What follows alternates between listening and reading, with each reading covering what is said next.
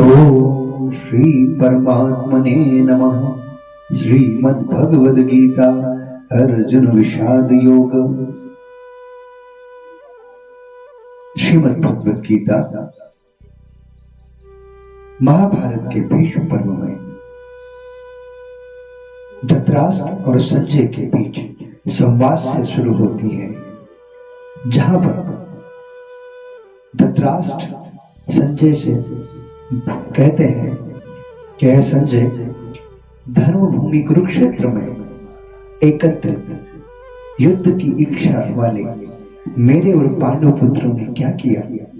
संजय बोले, उस समय राजा दुर्योधन ने व्यूह रचना युक्त पांडवों की सेना को देखकर और द्रोणाचार्य के पास जाकर यह वचन कहा, आचार्य, आपके बुद्धिमान शिष्य द्रुपद पुत्र धृष्टद्युम्न द्वारा व्यूहाकार खड़ी की हुई पांडव पुत्रों की इस बड़ी भारी सेना को देखिए। इस सेना में बड़े बड़े धनुषों वाले तथा युद्ध में भीम और अर्जुन के समान शूरवीर सात्यकी और विराट तथा महारथी राजा द्रुपद, दृष्टकेतु और चेकितान तथा बलवान काशीराज, पुरोजित कुंती भोज और मनुष्यों में श्रेष्ठ शैव्य पराक्रमी युधामन्यु तथा बलवान उत्तमोजा, सुभद्रा पुत्र अभिमन्यु एवं द्रौपदी के पांचों पुत्र, ये सभी महारथी हैं। हे ब्राह्मण श्रेष्ठ, अपने पक्ष में भी जो प्रधान हैं उनको आप समझ लीजिए। आपकी जानकारी मेरी सेना के जो सेनापति है उनको बतलाता हूं। आप द्रोणाचार्य और पितामह भीष्म तथा कर्ण और संग्राम विजयी कृपाचार्य तथा वैसे ही अश्वत्थामा, विकर्ण और सोमदत्त का पुत्र भूरिश्रवा और भी मेरे लिए जीवन की आशा त्याग देने वाले बहुत से शूरवीर, अनेक प्रकार से शस्त्र से सुसज्जित और सब के सब युद्ध में चतुर है। भीष्म पितामह द्वारा रक्षित हमारी वह सेना सब प्रकार से अजेय है और भीम द्वारा रक्षित इन लोगों की यह सेना जीतने में सुगम है। इसलिए सब मोर्चों पर अपनी अपनी जगह स्थित रहते हुए आप लोग सभी निसंदेह भीष्म पितामह की ही सब ओर से रक्षा करें। कौरवों में वृद्ध बड़े बड़े पिता महाभीष्म उस दुर्योधन के हृदय में हर्ष उत्पन्न करते हुए उच्च स्वर में सिंह के दहाड़ के समान गरज कर शंख बजाते हैं। इसके पश्चात शंख और नगाड़े तथा ढोल, मृदंग और नरसिंघे आदि बाजे एक साथ ही बज उठे। उनका वह शब्द बड़ा भयंकर हुआ। इसके अनंतर सफेद घोड़ों से युक्त उत्तम रथ में बैठे हुए श्री कृष्ण महाराज ने पांचजन्य नामक, अर्जुन ने देवदत्त नामक और भयानक कर्म वाले भीमसेन ने पौंड्रू नामक महाशंख बजाया। कुंती पुत्र राजा युधिष्ठिर ने अनंत विजय नामक और नकुल तथा सहदेव ने सुघोष और मणिपुष्पक नामक शंख बजाया।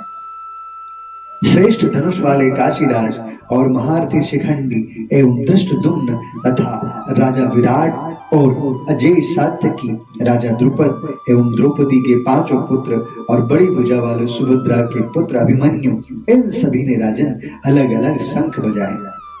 उस भयानक शब्द ने आकाश और पृथ्वी को भी गुंजाते हुए धृतराष्ट्र पुत्रों, आपके पुत्रों के हृदय विदीर्ण कर दिए।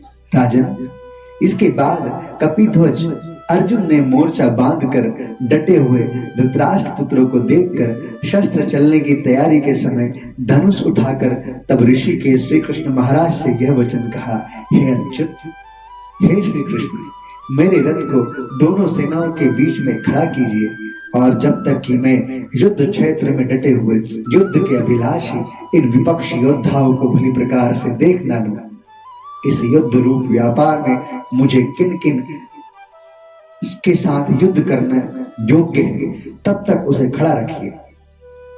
युद्ध में दुर्बुद्धि दुर्योधन का कल्याण चाहने वाले जो राजा लोग इस सेना में आए हैं, उन युद्ध करने वालों को मैं देखूंगा। संजय बोले, हे पृथ्वी पुत्र धृतराष्ट्र, अर्जुन द्वारा इस प्रकार कहे हुए महाराज श्री कृष्णचंद्र ने दोनों सेनाओं के बीच में भीष्म और द्रोणाचार्य के सामने तथा संपूर्ण राजाओं के सामने उत्तम रथ को खड़ा करके इस प्रकार कहा कि हे पार्थ, युद्ध के लिए जुटे हुए इन कौरवों को देख। इसके बाद प्रथापुत्र अर्जुन ने उन दोनों ही सेनाओं में स्थित ताऊ चाचों को, दादा परदादा को, गुरुओं को, मामाओं को, भाइयों को, पुत्रों को, पौत्रों को तथा मित्रों को, ससुरों को, सुहृदों को देखा। उन उपस्थित संपूर्ण बंधुओं को देखकर वे कुंती पुत्र अर्जुन अत्यंत करुणा से युक्त होकर शोक करते हुए यह वचन बोला। अर्जुन बोला, हे कृष्ण, युद्ध क्षेत्र में डटे हुए युद्ध के अभिलाषी इस स्वजन समुदाय को देखकर मेरे अंग शिथिल हुए जा रहे हैं और मुख सूखा जा रहा है तथा मेरे शरीर में कंप एवं रोमांच हो रहा है। हाथ से गांडीव धनुष गिर रहा है और त्वचा भी बहुत जल रही है तथा मेरा मन भ्रमित सा हो रहा है, इसलिए मैं खड़ा रहने को भी समर्थ नहीं हूं। हे केशव, मैं लक्षणों को भी विपरीत ही देख रहा हूं तथा युद्ध में स्वजन समुदाय को मारकर कल्याण भी नहीं देखता। हे कृष्ण, मैं ना तो विजय चाहता हूं और ना राज्य तथा सुखों को ही। गोविंद, हमें ऐसे राज्य से क्या प्रयोजन है अथवा ऐसे भोगों और जीवन से भी क्या लाभ है। हमें जिनके लिए राज्य भोग और सुखादि अभीष्ट है, वे ही ये सब धन और जीवन की आशा को त्याग कर युद्ध में खड़े हैं। गुरुजन, ताऊ चाचे लड़के और उसी प्रकार दादे मामे ससुर नाती साले तथा और भी संबंधी लोग हैं। हे मधुसूदन, मुझे मारने पर भी अथवा तीनों लोगों के राज्यों के लिए भी मैं इन सबको मारना नहीं चाहता। फिर पृथ्वी के लिए तू कहना ही क्या है। हे जनार्दन, धृतराष्ट्र के पुत्रों को मारकर हमें क्या प्रसन्नता होगी। इन आतताइयों को मारकर तो हमें पाप ही लगेगा। अतएव माधव, अपने ही बांधव धृतराष्ट्र के पुत्रों को मारने के लिए हम योग्य नहीं हैं, क्योंकि अपने ही कुटुंब को मारकर हम कैसे सुखी होंगे।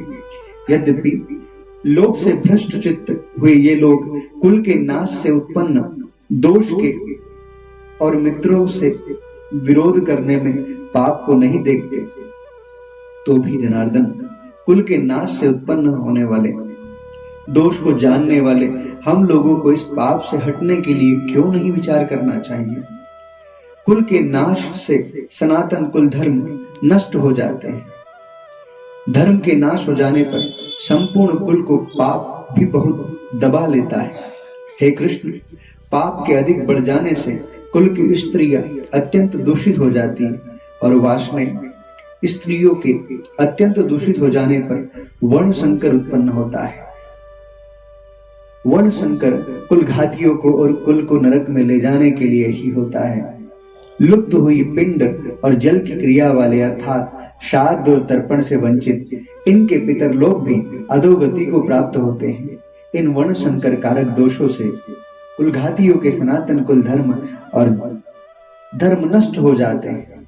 हे जनार्दन, जिनका कुल धर्म नष्ट हो गया है, ऐसे मनुष्यों का अनिश्चित काल तक नार की जीवन होता है, ऐसा हम सुनते आए हैं।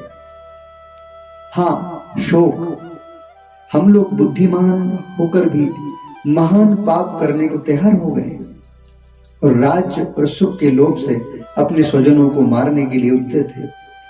इससे तो यदि मुझ शस्त्र रहित एवं सामना न करने वाले को शस्त्र हाथ में लिए हुए धृतराष्ट्र के पुत्र रण में मार डाले, तो वह मारना भी मेरे लिए अधिक कल्याणकारक होगा। संजय बोले, रणभूमि में शोक से उद्विग्न मन वाला अर्जुन इस प्रकार कहकर वाण सहित धनुष को त्याग कर रथ के पिछले भाग में बैठ गया। जय श्री कृष्ण।